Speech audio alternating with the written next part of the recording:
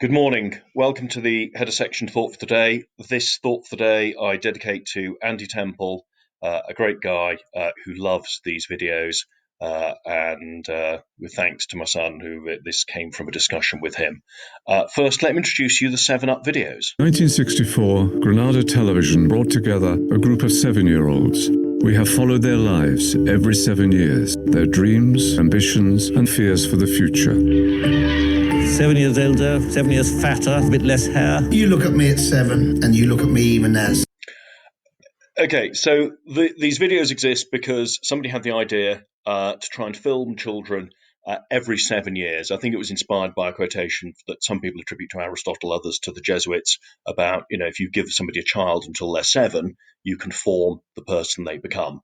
I think the project gathered legs because people quite enjoyed watching them and seeing how they were faring, and so it became a bit of a psychological, sociological sort of thing. And I think people were very interested to see if there was any social mobility in the country as well. Now, I've got an unusual role model for you because I don't know what you make of this. Waltzing Matilda in Latin, I believe, is coming up. Singing Waltzing Matilda in Latin at an exclusive pre-prep school in Kensington, we chose 3 boys. Charles,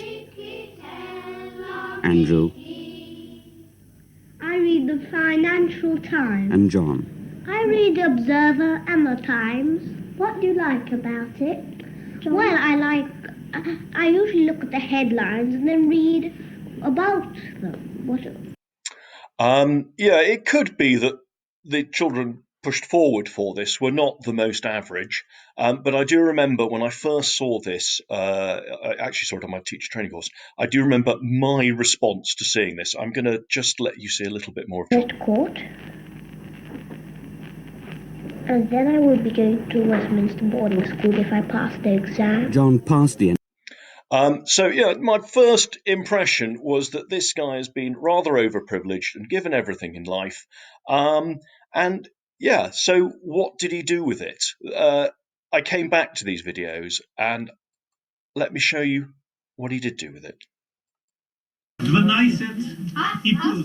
Last time I appeared on the programme, a very generous film director based in San Francisco saw the programme and sent us a large cheque running to many thousands of pounds, which we were able to do a great deal of good with in Bulgaria at the time. So that was a wonderful byproduct of the programme, and perhaps it slightly softened my objections. Right.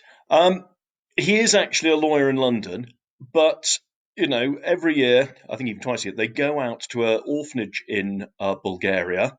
He had got a grandfather who was Bulgarian. His wife's parents had worked for the Foreign Office. But when this was filmed, the work they were doing out there, I was bowled over by the fact that this guy had been given quite a lot in life, but there he was doing things for other people. And this attitude towards you guys are all independent schools. You will find prejudice against you when you go into the outside world, that you've had it all. This is somebody who has contributed a lot to this. Denis Silk was headmaster of Radley, gave me my first job, and he was famed for saying, "From those to whom much is given, much is expected."